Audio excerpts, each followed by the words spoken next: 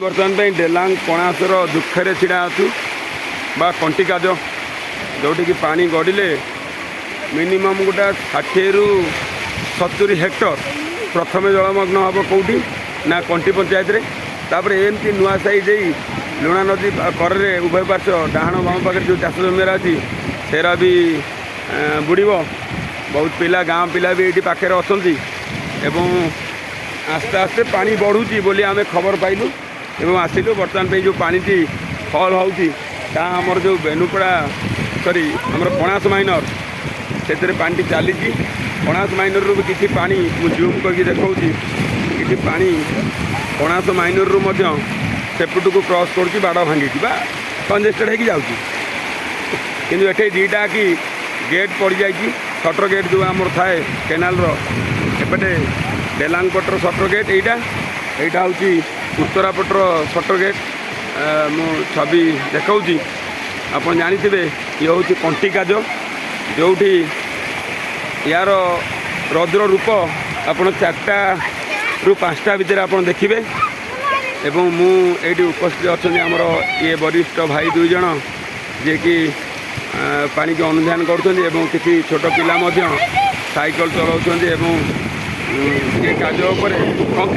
Concrete अच्छी एवं सेमती किसी क्षति ना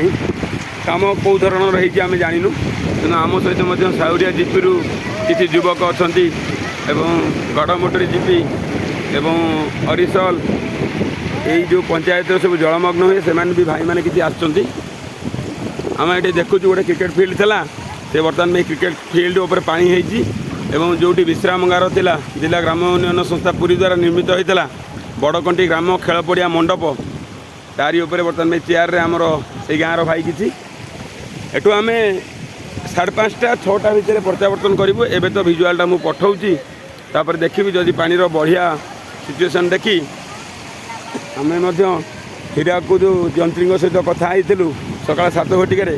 से कही तलमुंडर परिस्थिति देखिकी आम गेट खोलू से भी असंभाल हेनी आउ जहाँ भी 4 ରୁ 6ଟି गेट खोलिए जदि भगवान को डाकिबा ये पानीटी आमर पलि जाइथिबो से गेट्र पानी आसिले कौन से इफेक्ट पकेबनी जदि ये गेट्र ये जो नॉर्मल पानी ये तो माने हीराकुद पानी नुह ये जो वर्षाटी आमर है विगत 4-6 दिन पूर्व विगत दिन जो होती तार गोटे माछ भी से पिला माड़ी बसले से देखो गोटे माछ जाऊला पिला माने कि माड़ी बहुंती से माछटी को उपरू खसुला एवं माड़ी बहुंती गोटे पिला कचड़ा पड़ी आमे भाई मैंने सब देखुचु मु लीलेन्द्र जेना साउरिया जीपी रू आसी डेलांग ब्लॉक मुझे भिजुआलटा एना पठाऊँ पुणी आपको गोटे भिजुआल 4टा भितर देवी धन्यवाद।